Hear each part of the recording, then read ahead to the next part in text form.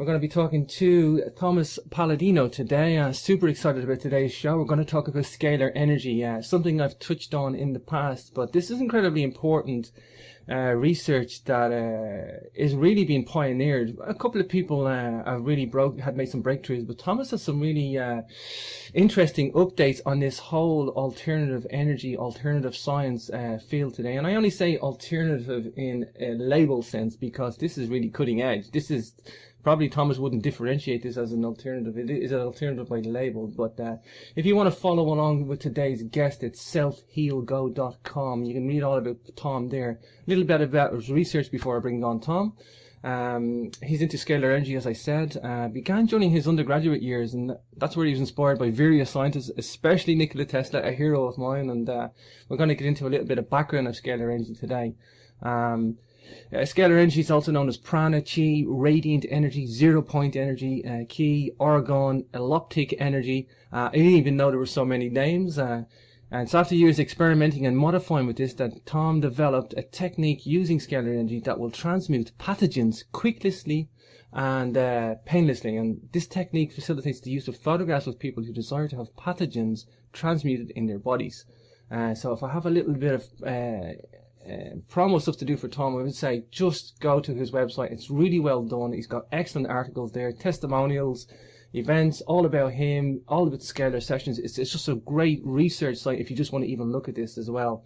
So without further ado, let's bring on today's guest. Hi Tom, welcome to the show.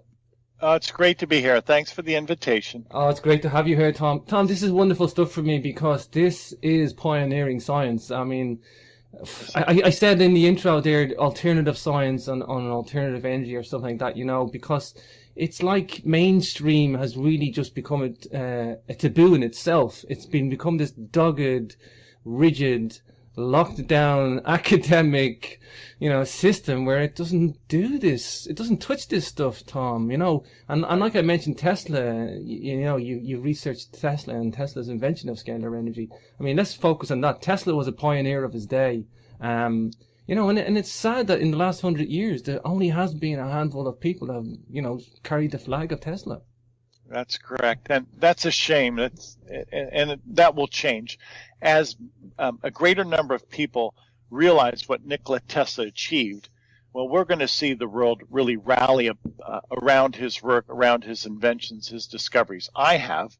Ever since I was a kid, I had a keen interest into what Tesla had achieved, and I realized that what Tesla was working with was not electricity, at least not in the latter part of his life. Mm-hmm. Nikola Tesla discovered scalar energy sometime during his research with AC electricity.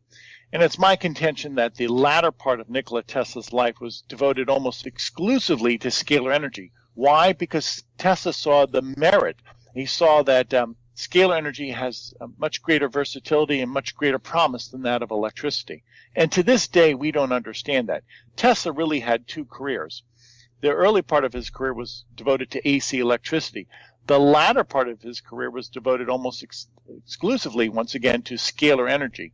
And that's why today people have not been able to duplicate his results. Mm-hmm.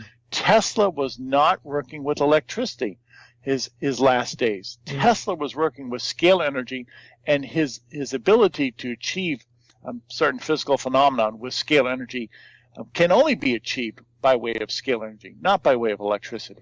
I mean, look at the top geniuses of all times. I would have to put Tesla up there, at least in the top three. I mean, sure. Apart from the walking genius of Daniel Tammet, who can memorize the value of a pi to 22,500 places and stuff like that. But in the past, in historical figures, I mean, did he even grasp his own intelligence? Did he understand the power of his own intelligence?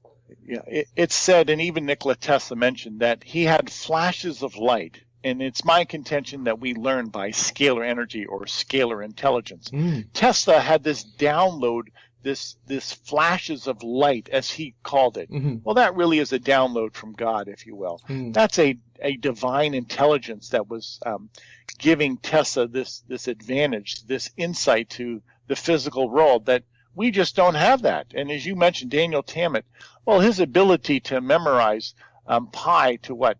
I think it was 22,000 figures? Something like that. Is that correct? Yeah. Just incredible. Well, that too is a gift of scalar energy. So when we're speaking of scalar energy, that's not exclusive just to light or heat. Mm-hmm. Scalar energy is scalar intelligence, and this is the intelligence of the universe. It's an infinite holographic universe that we have, and hence we have an infinite intelligence working throughout that paradigm. It's fascinating where we're going with it. Is, as you say that, I had a show there during the week. I was talking, actually, funny enough, when you say the flashes of light, I was talking about Ramanujan, the mathematician, who said the exact same thing. He at the age of, I think he died with a lot of liver problems at the age of 33 or something like that, but he was able to, no formal training whatsoever in mathematics, but he was developing mathematical theories that were actually known, like differential calculus, but he was independently coming up with the stuff and inventing it. He was inventing what was already known, but he was also inventing what wasn't known. And still today, there's a branch of mathematics called Ramanujan, and it's so above what we know. Even the greatest mathematicians are still trying to understand his mathematics. But look, when he had that, he said he believed he was downloading this, like Tesla, in divine inspiration, these flashes. It's bizarre that these geniuses that have these, they're all describing the same type of thing, Tom. Of course, and that's rather apropos of you. It is a download. You can call it an afflatus, you can call it a download or divine inspiration. That's where we're going with scalar energy. I firmly believe once we develop and perfect scalar energy instruments, we will learn by downloading information, intelligence, as these savants have been able to achieve naturally. Mm-hmm. Well, no, not who has the intelligence of Tesla. But if we can interface with this dimension, with scalar energy, mm-hmm. then yes, we too can realize our super genius capability.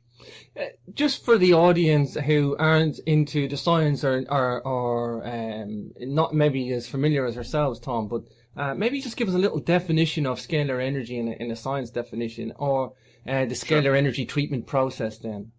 Okay. Everything I do is really couched in this objective realm. I don't appreciate anybody who would look at science and be emotional about it. I feel the emotion, mm-hmm. mind you, but I really look at this in a very objective fashion, and it is empirical evidence that I go by. That's my benchmark as a scientist. Mm-hmm. Well, with that said, I've developed scalar energy instruments that indeed control scalar energy. It's not electricity that I'm working with, it's scalar energy. Now, what's the origin of scalar energy? Well, it originates from the stars, our sun or the stars of the universe. All light originates from these celestial bodies. In turn, all energy is propagated initially as scalar energy. What is scalar energy? It is a double helix. It's a perfect double helix, or some people call it a phi, P-H-I, a phi spiral. With that said, as scalar energy will now propagate from the stars, it begins to degrade, to decouple, if you will. So the double helix will decouple into electricity and magnetism. Gotcha. It's as simple as that. Gotcha. Hence, the predominant energy of the universe is scalar energy. However, invariably, scalar energy will decouple, will degrade into electricity and magnetism, which is inferior. It experiences entropy, and if I had my druthers, I would not want to live in an electromagnetic spectrum. I would much rather prefer to live in a scalar energy dimension. Wow, that's really beautifully explained, Tom. Tom, the application then of scalar energy, okay, people are going to say, okay, we get the scalar energy, we make the instruments, okay, what's the treatment process? What can scalar energy obviously treat? This is the big one then, I guess. Sure. My scalar energy instruments act like a satellite. Why? Well, that's just the nature of scalar energy. And again, let's revisit one of my comments. Scalar energy is not electricity. So the properties, the laws that scalar energy observes is not that of electricity. Hence, with my scalar energy instrument, I can treat people with this energy no matter where they're located in the world. So to give you an analogy, my scalar energy instrument functions like a satellite. I'm able to broadcast energy, any scalar energy, anywhere in the world. And the only thing I need in order to broadcast energy to a person is some means to identify them. Well, how do I identify a person? By way of their photograph. Mm-hmm. Mm-hmm. A photograph, if somebody were to submit a photograph to me, that serves as a as a deposit of light. A photograph is a light signature. Everything has light, including a photograph. A photograph of a person is indeed their light hologram or their specific light character. So when I'm treating people around the world, I do so easily, handily, and all I need is their photograph. A photograph allows my instrument to identify the person first and foremost, and then broadcast energy into their body. So what am I saying? I could treat anybody in the world. I could treat somebody on the moon, for that matter. And all I need is their photograph. Wow, how wonderful. This is basically, a photograph is basically capturing the DNA structure at a moment in time from the light source hitting the camera. It's a photographic light source capture of that DNA structure of that human as they were at that moment in time, yes? Exactly. A photograph represents that person. It represents their scalar energy harmonic. Now, what I've observed about scalar energy, it transcends time and space. And for this reason, in the scalar energy dimension, everything is connected. Everything is concatenated. So with that said, the entire universe is connected to itself. So if you submit a photograph to me, that photograph is already connected to this matrix, to this hologram. So it's easy for me to access that hologram by way of scalar energy. So with that said, I can transcend time and space. Scalar energy is a hologram. It's a holographic dimension. As such, it doesn't matter how old your photograph is, nor does it matter where you are located physically in the world. I can access you instantaneously. There is no time delay when I'm treating people. It's an instantaneous communication. Wow. Wow. Tom, obviously the biggest things that people want to treat are viruses and cancers. Right. What's the treatment process? Is this an ongoing process for a period of time, like normal cancer treatments or normal virus treatments? Which really, some of the virus treatments are only band-aid. They don't really actually tackle the cancers. I mean, they actually sometimes do more damage than good. Tell us about the treatment process. Is it a regular thing? Is it an ongoing process? And can this, what type of cancers or maybe some details are viruses that this can treat? Sure. I've concentrated my research on pathogens, germs, such as viruses, bacteria, and fungi. Mm-hmm. And I will declare that I now have control, mastery over germs, over pathogens.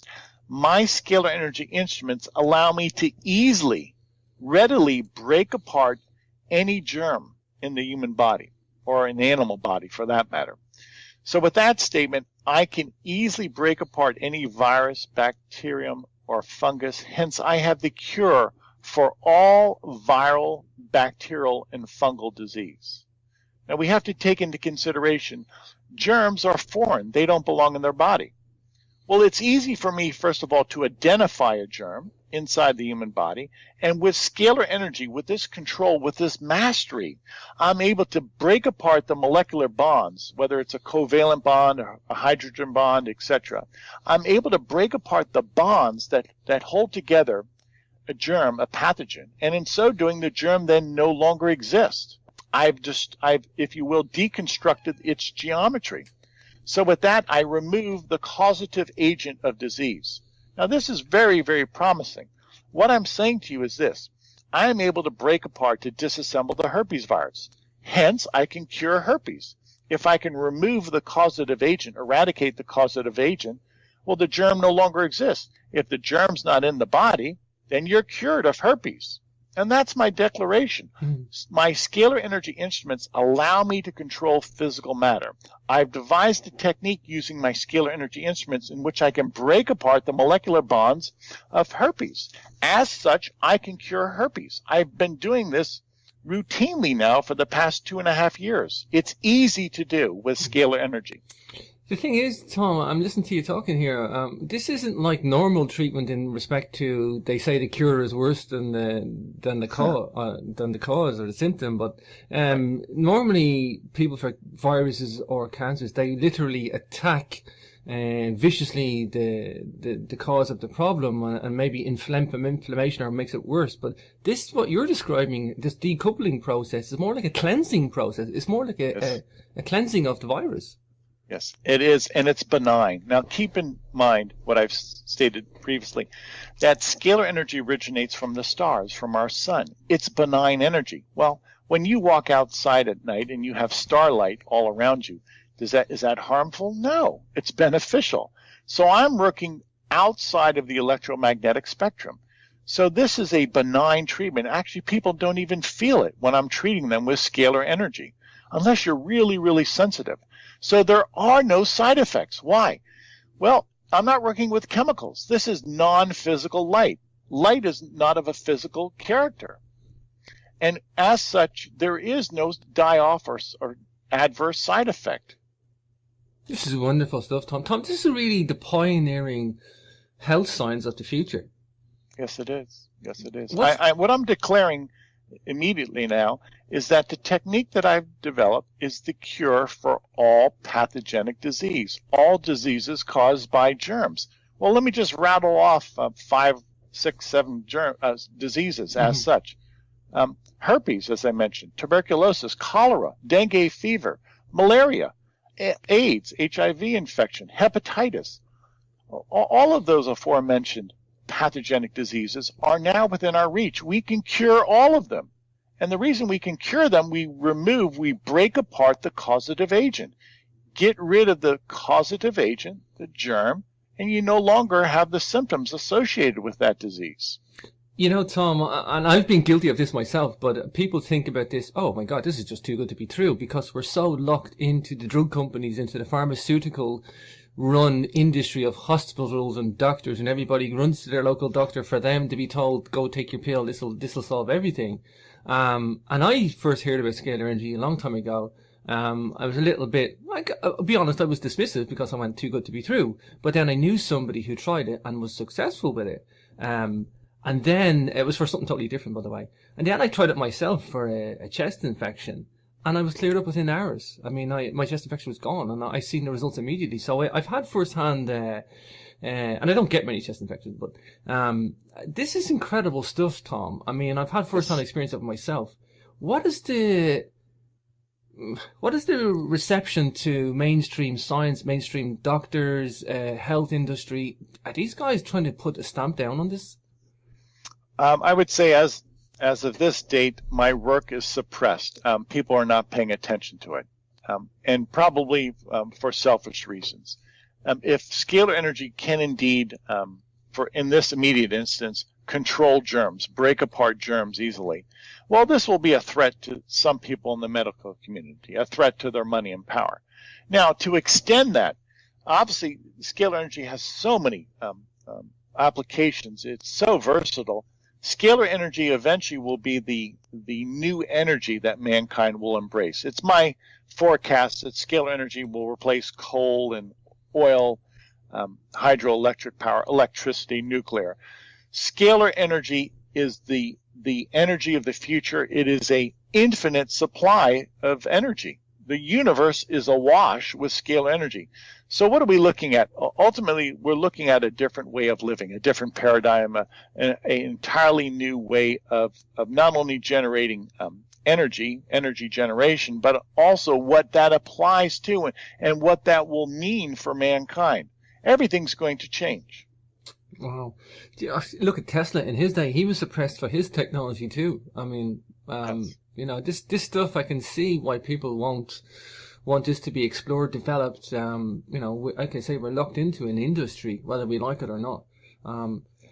Tell me about this submitting of the photographs, Tom. This is incredible. I don't know if you can tell me much about obviously there's a painting process for your instruments, obviously. I know that as an engineer.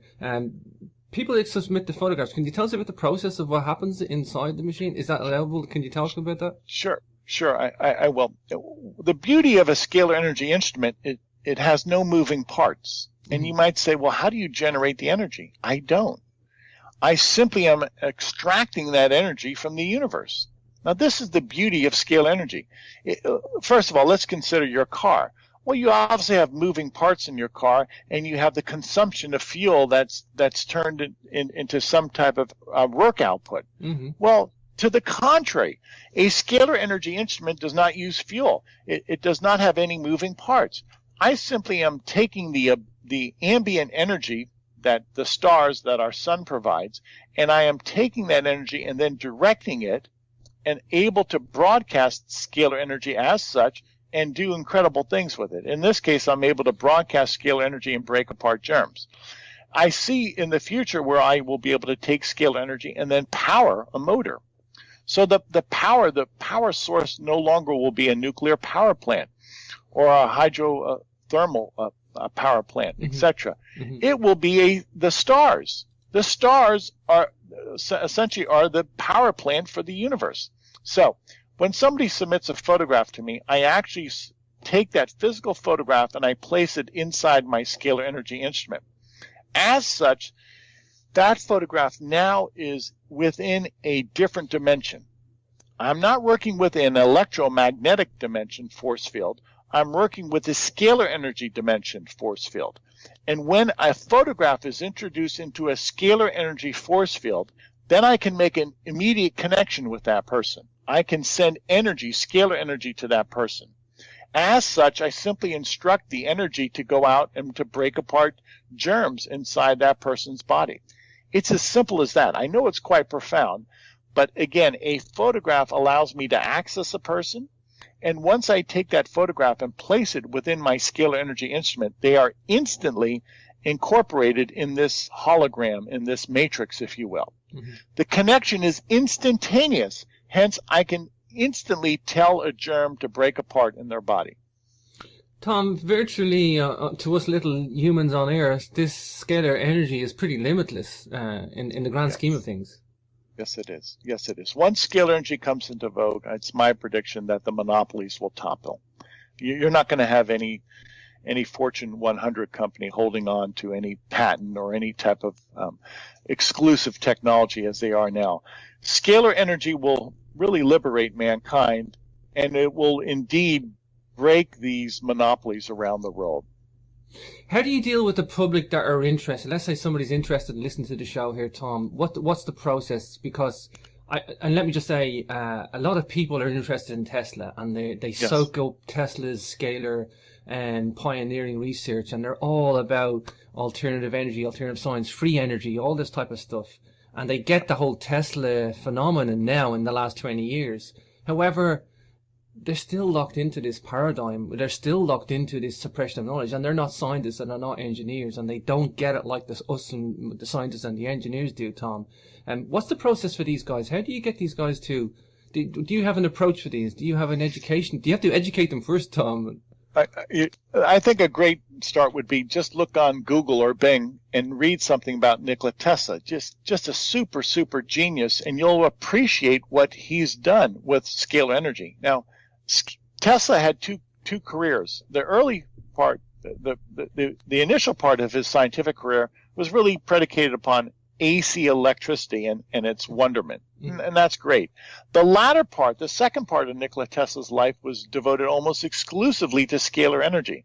And this is why today he's still a mystery, because people don't realize in Tesla's second career, the latter part of his career, he was working almost exclusively with scalar energy. He saw the merit of scalar energy, and he essentially abandoned electricity.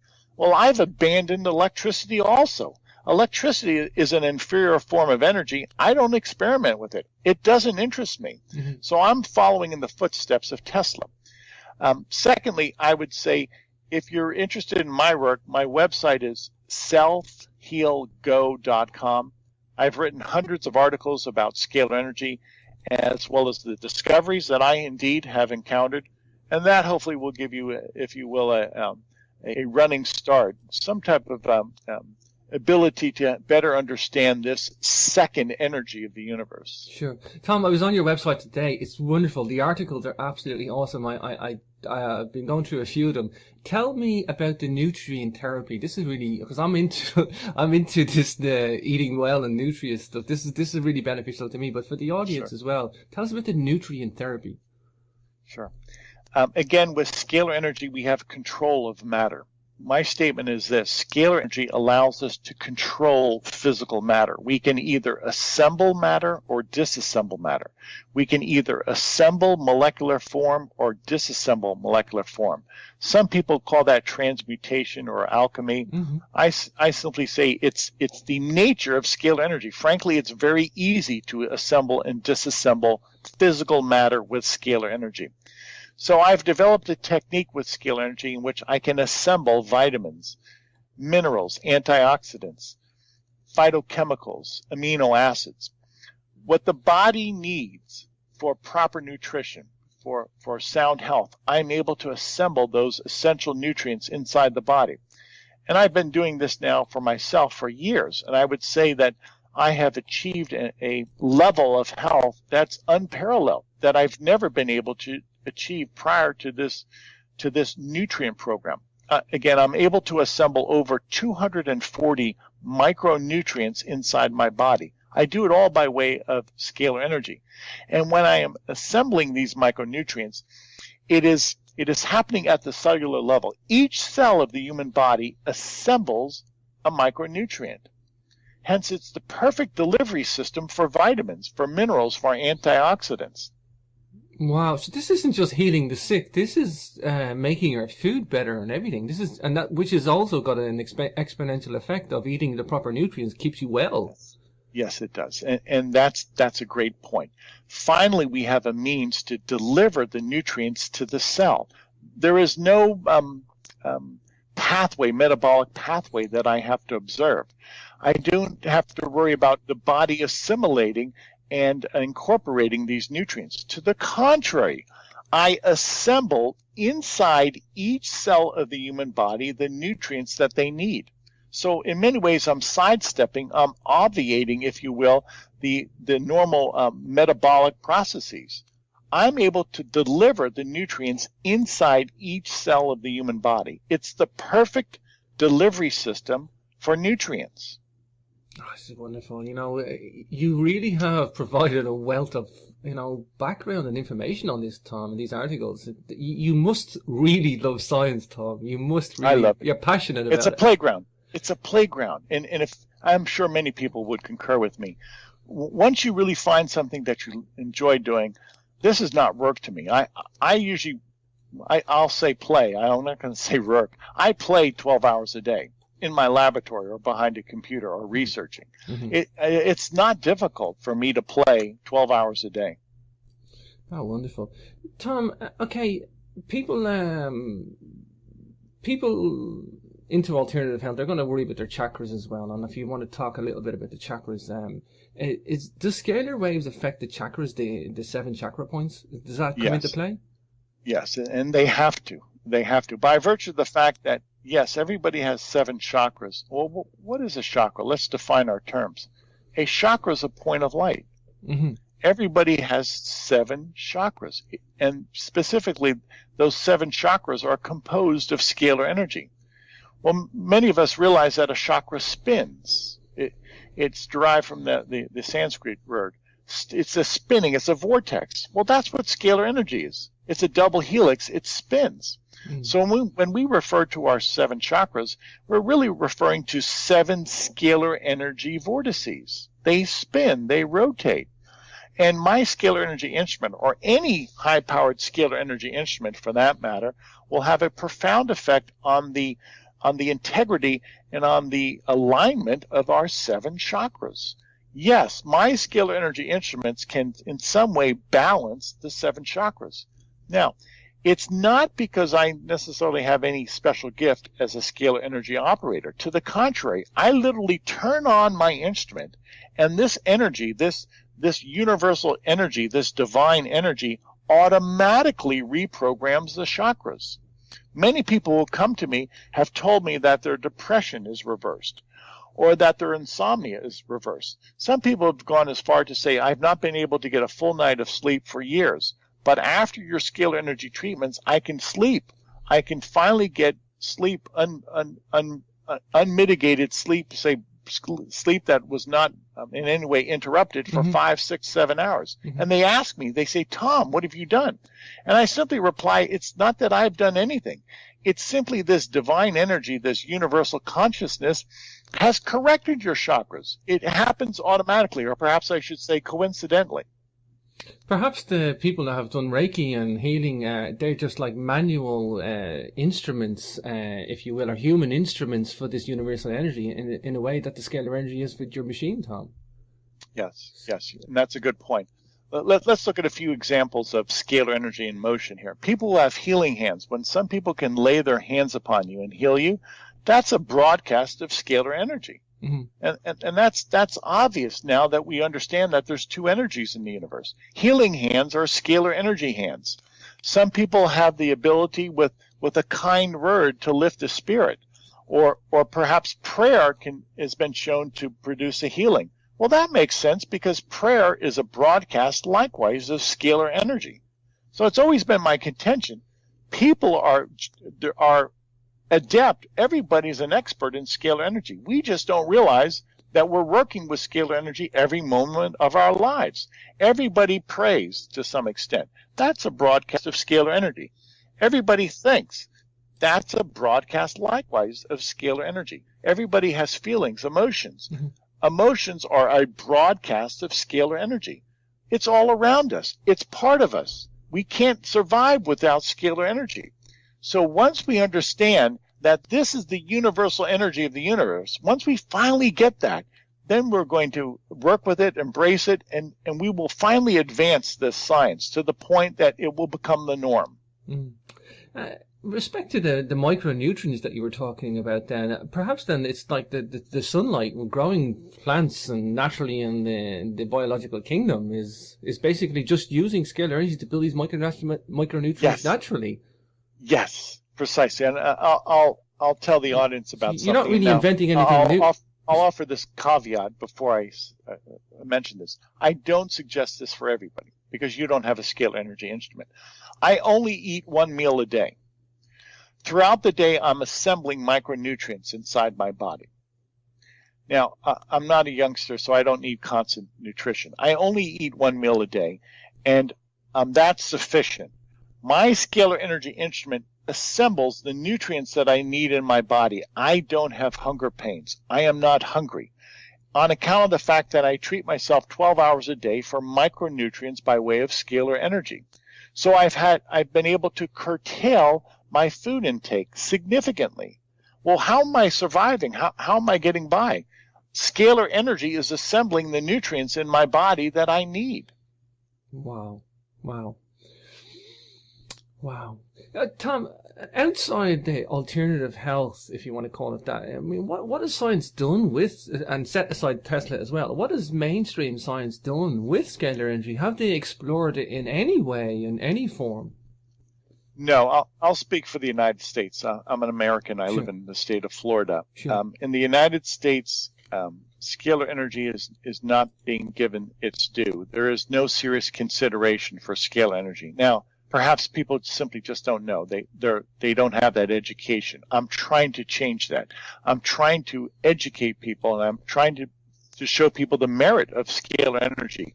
But sadly, in the United States, the scientific community is not conversant with this emerging energy, this new energy, if you will. It's just not happening right now.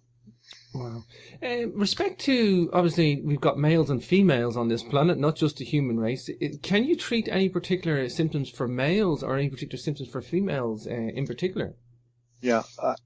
Over the past few years, I've developed and perfected, I would say, a hormone therapy treatment. I'm able to treat women for female hormones. I'm able to assemble inside the female body female hormones. And many women see the benefit for that. Obviously, people later in their life have a hormonal deficiency. Well, imagine this. If I'm able to assemble progesterone and estrogen and the necessary hormones that women need, I have a growing clientele, if you will, of women who are on my female hormone therapy. It's the missing component for some people in their lives. And likewise, conversely for men, I'm able to assemble male hormones in the male for men. As such, many men tell me that this ability to assemble male hormones has significantly improved their health. Their mental clarity has improved. Actually, they're stronger. I treat myself likewise for male hormones, and every time I treat myself, I feel a greater sense of clarity, and I also feel it really almost has an anabolic character about it. I'm assembling testosterone in my body. I feel stronger, and I am stronger. Mm-hmm. And it's simply, it comes down to if you can indeed effectuate that, if you can indeed assemble testosterone inside the male body, you're going to be stronger, you're going to be healthier. And indeed, that's what I'm doing, and I can accomplish that rather readily. Of course, a lot of people will only look towards something like this if they've had something really scary like a cancer or something really serious, but this is like stuff, this can be used for all sorts of normal, everyday, the common cold is probably a good example, but this can be used for all sorts of normal, everyday symptoms of normal expected problems like a chest infection or a flu, cold, chicken pox, some stuff that commonly comes up time and time again. Yeah, that's a great point. Presently, my scalar energy treatments, I'm able to disassemble over 80,000 species of germs, pathogens. Well, subsumed under that list of 80,000 species of germs are herpes virus, smallpox, the common flu, bacteria that would cause congestion, or fungi that would cause likewise distress or congestion. 80,000 species of germs are within my control. Hence, with that statement, I'm essentially addressing the common pathogens that cause disease in mankind. I'm able to, frankly, cure thousands of pathogenic diseases by my ability to eradicate over 80,000 species of germs. Wow. Do you have to do any particular work to each one of those? Forgive the statistics in me here, Tom. I'm trying to statistically analyze what you're telling me, but you don't have to work on each one, or maybe when you get like a serious virus, do you have to do specific research or work on that? No. Scalar energy does all the intelligent work. I simply scan photographs through my instrument. I actually have photographs of germs, and I scan those photographs inside my scalar energy instrument. Mm-hmm. And as such, the instrument will decipher the energy, say, of the herpes virus, and then broadcast the necessary energy inside the human body for that herpes virus to break apart. It's really the reverse phase angle energy. For instance, as you well know, some people can shatter glass with their voice. People can actually hold a wine glass up to their lips and make that wine glass vibrate. They'll actually sing the same resonating frequency. As such, the wine glass will vibrate and then shatter. Well, that's what I'm doing with a germ. I'm putting back into the germ the same life force energy, but in a reverse phase capacity. And the reverse phase capacity serves as the informational input for the molecules to break apart, for the molecular bonds to, if you will, deconstruct, to disassemble. Like a canceling process. Yes. Wow. Tom, we've obviously got health ailments out there, or problems with people who don't have necessarily virus problems. For example, you got diabetes or something where they overreduce sugars or penicillin, and it's kind of like it's not necessarily a virus, but it's a problem within the body. Can that be treated too? Not necessarily directly, but perhaps tangentially. What do I mean by that? Well, some autoimmune diseases, and this has been proven, some autoimmune diseases were triggered by the presence of pathogens in which the body now has over-responded. There's an overcompensation to the point that the body is now attacking itself. Well, if I can remove a pathogen or a series of pathogens from the body, then many times this autoimmune disease, this autoimmune disorder, will in many ways abate and sometimes disappear altogether. Get rid of the pathogens, eradicate the pathogens, and then the body no longer has this overexpression, this autoimmune response. Gotcha. Now, subsumed under that is diabetes. Some people feel that diabetes was initially triggered by an overexpression by this autoimmune disorder attacking our pancreas, our pancreatic cells. Well, if we can remove the pathogens that our pancreas has been infected with, then in many ways we can either assuage or in some way block altogether this overexpression, this autoimmune defense that is what? Attacking our pancreas. Ah, how wonderful. See, you don't attack the root of the problem, you the byproduct, and then all of a sudden it doesn't need... It's like a cancer. Cancer is an overproduction of cells. So, in a way, that's why cancers would be treated as well. That's correct. You stop the overproduction. I believe within the next year, I will be able to successfully treat cancer. I need a stronger scalar standing wave. I don't have that yet. But if I can produce a stronger standing scalar energy wave, I should be able to correct mutation. As such, I should be able to cure cancer. I'm not there yet. So my work, and this is the only thing that I held on my website, I have the cure for pathogenic infection. Mm-hmm. I have the cure for herpes, for tuberculosis, for AIDS. Next year, I think I will probably make the advance. I probably will be able to make inroads against cancer, and hopefully, God willing, I'll be able to cure cancer by next year. Sure. Tom, obviously on selfhealgo.com, your website, great wealth of information there, but there must be some sort of a consultation process with your clients. Can people consult with you? Can they contact you direct and talk to you? Yes, they can. But it's really not necessary. And a lot of people, once they read the website, they'll realize what I'm offering is universal health care. Everybody can benefit from the three modalities that I offer. That is, everybody can benefit from the fact that I can disassemble over 80,000 species of germs, that I can assemble nutrients inside the body, and that I can balance the chakras. That's why I've developed this. It's taken me years, but I've perfected it. Those three modalities are essentially universal health care. My goal, just to let you know the grand scheme, is to treat everybody in the world. Well, all I need is a photograph to treat people. So on any given day, if I have help, if people would supply me with the photographs, I could easily treat 5 to 10 million people a day. And in so doing, I could do what? I could eradicate 80,000, 90,000 potential species of germs in their body. I could provide them micronutrients, the vitamins, the minerals that they need, and I could balance their chakras. Again, if all I need is a photograph, my instruments are capable. I could easily treat with help with a staff. I could easily treat 10 million people a day. Wow. Tom, if in the photographic process, do they have to have a photograph that's recent, old, or even does the photograph have to be of the person when they were well and good and healthy? That's a good point. The age of the photograph does not matter. All that really matters is that you photograph some part of your skin. And the reason I say that, your skin is your person. That's all I need to access. It's a photograph of your face, your hand, or your foot. Your skin cannot be covered by clothing. That's all I need. A photograph of a person, some part of their skin. Wow.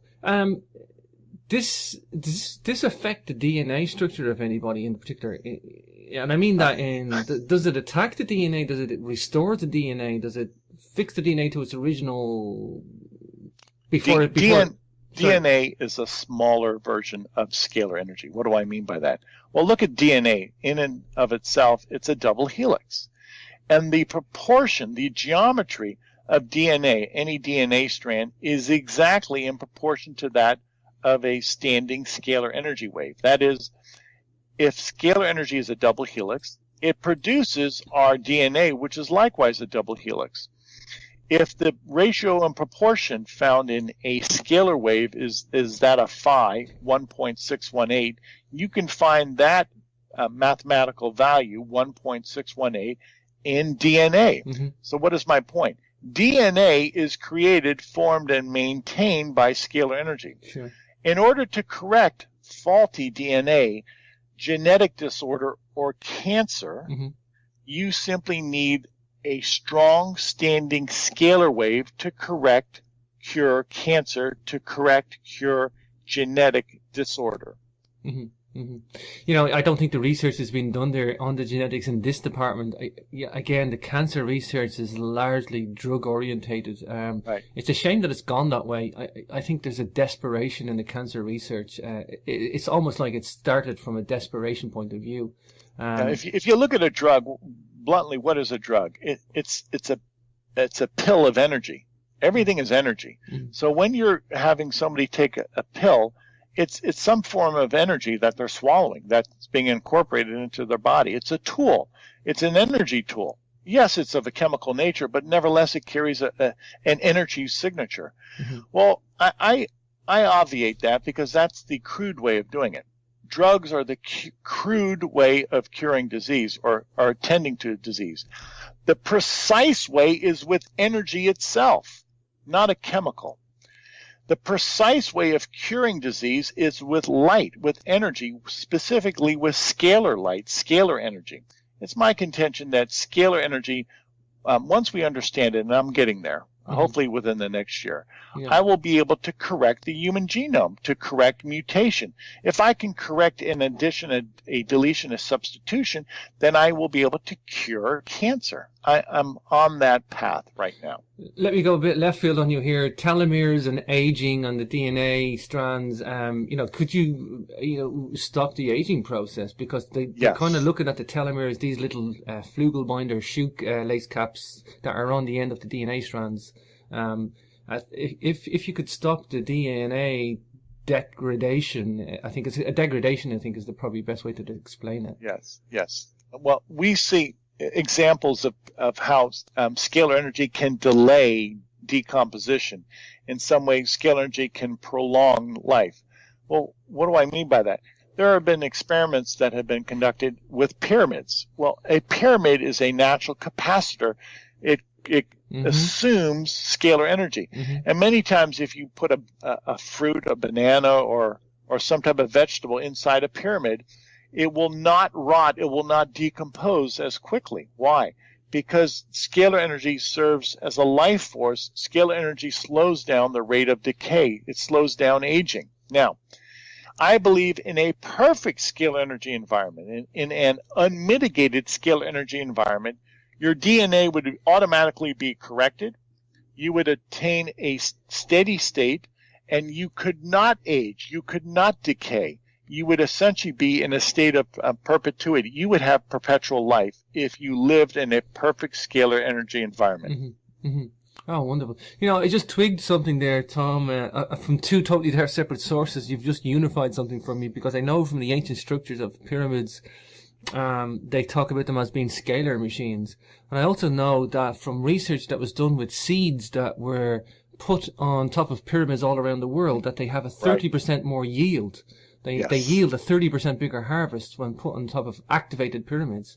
I never thought of them as scalar machines before. Perhaps that the ancients were, of course, they were very, very well versed in philosophy and phi and nature and harmony and the Fibonacci ratio. Perhaps these guys knew something about scalar energy, Tom. Yeah, exactly. You see the pyramids of Egypt. You see the pyramids of Mexico. Those are all scalar energy instruments. Every pyramid is a broadcast device of scalar energy. It's a capacitor of scalar energy. So there's a great deal of geometry incorporated in every pyramid, and that's the mystery that we're just starting to uncover. Let me go left field on you again here, Tom. I'm trying to cover all bases here. Can you treat animals? I mean, if you can't photograph a dog, but the dog's not going to be showing his skin because he's covered in hair, would it have to be like to show the bit of the paw or something? Or because there are going to be people out there that I know I've got a little kitten here, and I think he's the nicest thing that ever happened to me. I love him to bits, and if something ever happened to him, I would try scalar energy. So in that respect, can animals be treated? And if so, what is the process for that? Yes, it's routine. I treat animals. People frequently send me photographs of their dogs, their cats, their birds, their horses. It's the same process. Why? Because it's biological life. I treat a pet the same way I treat a person. So many people, when they sign up on my website, not only will they submit photographs of their entire family to be treated, they also submit photographs of their pets. And invariably, just consider, I'm able to eradicate the germs that are impinging upon a dog's health or a cat's health, for that matter. Well, that pet, that animal is going to respond favorably, being what? Germ-free, pathogen-free. Secondly, I can assemble nutrients in their body. Every animal needs nutrients. And yes, there are chakras. All biological life has this universal force field, this vortical action of scalar energy. So many animals that I treat respond quite favorably to the chakra balancing. Wow. You know, the funny thing is, I know about the Reiki masters talking about doing Reiki at a distance too, and I never really understood that, but now I do. I have a much more deeper understanding of this. Sure. Tom, incredibly wonderful discussion. We're at the top of the hour. I kind of want to wrap things up. What's new for you now? This is gotta take a lot of your time, Tom. I mean, you must get bogged down with the time management of all this. You first of all, I can see you've been at this a very long time, Tom. What's new for you now? Do you want to kind of is it solely concentrating on the health and healing people? I want the world to first and foremost realize that scalar energy is the greatest scientific friend that they could ever ask for. As far as my work, this is all I do. This consumes me. I wish I could work more than 12 hours a day. I don't know if I'm physically capable of doing that, but my immediate approach is to get this information out there. Sadly, I have the cure for herpes. I have the cure for malaria. I have the cure for AIDS. I want to start treating people. I'll prove this. I'm a result-driven researcher. I'll prove it. Let me prove it. I have no chagrin with that statement. Sure. Moving on, I want to be able to use scalar energy to send this energy at a distance so that it will be a wireless transmission of energy. If I can do that, then I can overcome the grid system. We'll no longer need a grid system. And essentially, what I'm trying to do in a nutshell is create a new energy paradigm, a new way of generating energy. I want to be able to replace coal and electricity and nuclear power. Scalar energy will be the means by which we can obviate or simply make obsolete our existing power generation paradigm. You know, I had a Reiki master tell me, Tom, that Jesus was perhaps doing Reiki when they talk about his healing hands, and he was going around healing the sick with his hands. And I never ever thought about it before until the Reiki master told me. And then when it just makes sense to me, perhaps he was using scalar energy. Well, Jesus is the master himself. He controls scalar energy. He's the creator of scalar energy. So by all means, God always works hand in hand with creation. Mm-hmm. God would never contradict himself. Yes, Jesus, by way of a prayer, could heal somebody. Why? Prayer is a broadcast of scalar energy. Yes, many times Jesus would lay his hands upon somebody, and that person would be healed by the broadcast of scalar energy coming from the hands of Jesus. Well, you know, and you've just hit on something there, you know, that this broadcast, this intention, this positive attitude, you know, you are what you reap and sow. Like, I mean, why not put out the positive energy out there and eliminate that negativity? You know, it's a good start, Tom, no? Yes, thank you. Good, and a good point on your part. Thank you. That's apropos. He coming up with the stuff and inventing it. He was inventing what was already known, but he was also inventing what wasn't known. And still today, there's a branch of mathematics called Ramanujan, and it's so above what we know. Even the greatest mathematicians are still trying to understand his mathematics. But look, when he had that, he said he believed he was downloading this, like Tesla, in divine inspiration, these flashes. It's bizarre that these geniuses that have these, they're all describing the same type of thing, Tom. Of course, and that's rather apropos of you. It is a download. You can call it an afflatus, you can call it a download or divine inspiration. That's where we're going with scalar energy. I firmly believe once we develop and perfect scalar energy instruments, we will learn by downloading information, intelligence, as these savants have been able to achieve naturally. Mm-hmm. Well, no, not who has the intelligence of Tesla. But if we can interface with this dimension, with scalar energy, then yes, we too can realize our super genius capability. Just for the audience who aren't into the science or not maybe as familiar as ourselves, Tom, but maybe just give us a little definition of scalar energy in a science definition, or the scalar energy treatment process then. Okay. Everything I do is really couched in this objective realm. I don't appreciate anybody who would look at science and be emotional about it. I feel the emotion, mind you, but I really look at this in a very objective fashion, and it is empirical evidence that I go by. That's my benchmark as a scientist. Mm-hmm. Well, with that said, I've developed scalar energy instruments that indeed control scalar energy. It's not electricity that I'm working with, it's scalar energy. Now, what's the origin of scalar energy? Well, it originates from the stars, our sun, or the stars of the universe. All light originates from these celestial bodies.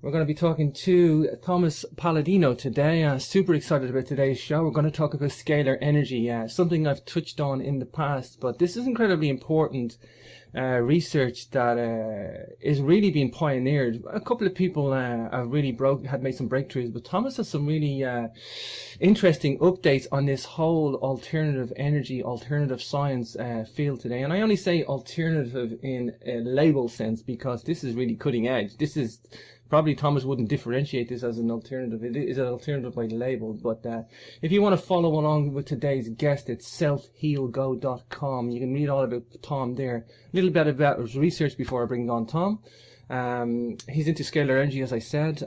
Began during his undergraduate years, and that's where he was inspired by various scientists, especially Nikola Tesla, a hero of mine. And we're going to get into a little bit of background of scalar energy today.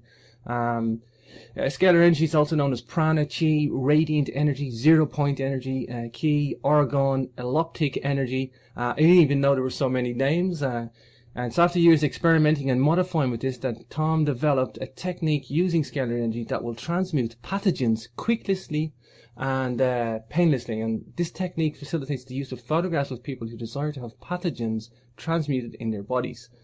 So if I have a little bit of promo stuff to do for Tom, I would say just go to his website. It's really well done. He's got excellent articles there, testimonials, events, all about him, all about the scalar sessions. It's working with electricity his last days. Tesla was working with scalar energy, and his ability to achieve certain physical phenomenon with scalar energy can only be achieved by way of scalar energy, not by way of electricity.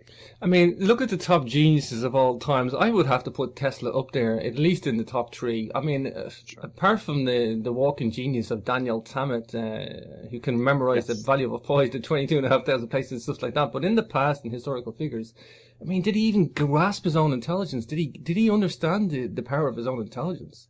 Yeah, it's said, and even Nikola Tesla mentioned, that he had flashes of light. And it's my contention that we learn by scalar energy or scalar intelligence.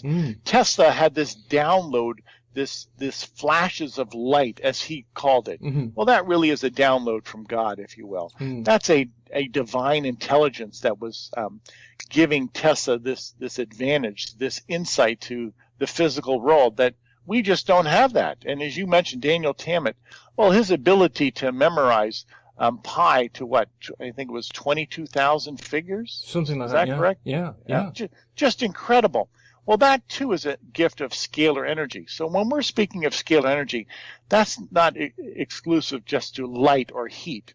Scalar energy is scalar intelligence. And this is the intelligence of the universe. It's an infinite holographic universe that we have, and hence we have an infinite intelligence working throughout that paradigm. You know, it's fascinating where we're going with it. Is, you know, as you say that, I had a show there during the week. I was talking, actually, funny enough, when you say the flashes of light, I was talking about Ramanujan, the mathematician, who said the exact same thing. He at the age of, I think he died with a lot of liver problems at the age of 33 or something like that, but he was able to, no formal training whatsoever in mathematics, but he was developing mathematical theories that were actually known, like differential calculus. But he was independent. It's just a great research site if you just want to even look at this as well. So without further ado, let's bring on today's guest. Hi, Tom. Welcome to the show. It's great to be here. Thanks for the invitation. Oh, it's great to have you here, Tom. Tom, this is wonderful stuff for me because this is pioneering science. I mean, I said in the intro there, alternative science on alternative energy or something like that, because it's like mainstream has really just become a taboo in itself. It's become this dogged, rigid, locked down academic, system where it doesn't do this. It doesn't touch this stuff, Tom, and like I mentioned, Tesla, you researched Tesla and Tesla's invention of scalar energy. I mean, let's focus on that. Tesla was a pioneer of his day. And it's sad that in the last 100 years, there only has been a handful of people that have, carried the flag of Tesla. That's correct. And that's a shame. That will change as a greater number of people realize what Nikola Tesla achieved.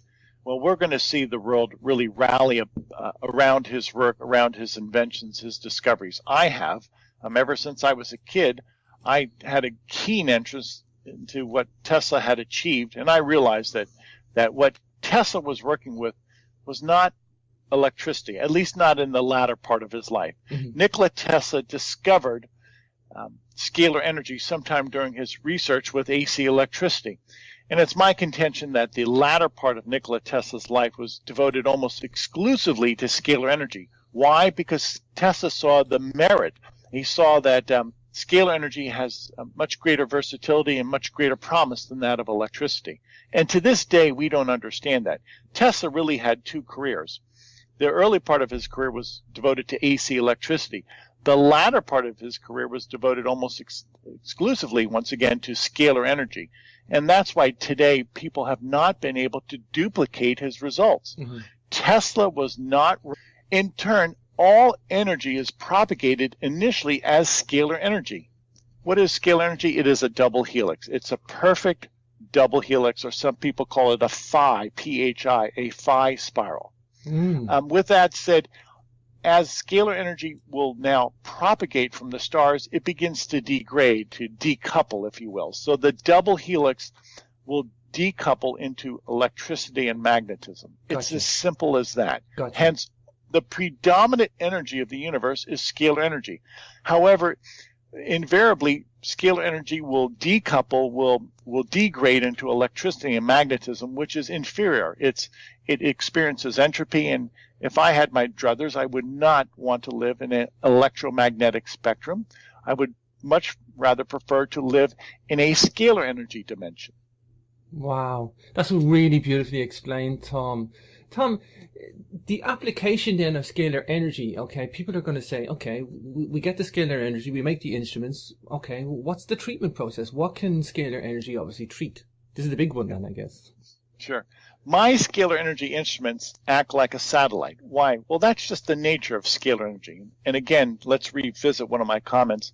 Scalar energy is not electricity. So the properties, the laws that scalar energy observes is not that of electricity. Hence, with my scalar energy instrument, I can treat people with this energy no matter where they're located in the world. So to give you an analogy, my scalar energy instrument functions like a satellite. I'm able to broadcast energy, any scalar energy, anywhere in the world. And the only thing I need in order to broadcast energy to a person is some means to identify them. Well, how do I identify a person? By way of their photograph. Mm-hmm. Mm-hmm. A photograph, if somebody were to submit a photograph to me, that serves as a deposit of light. A photograph is a light signature. Everything has light, including a photograph.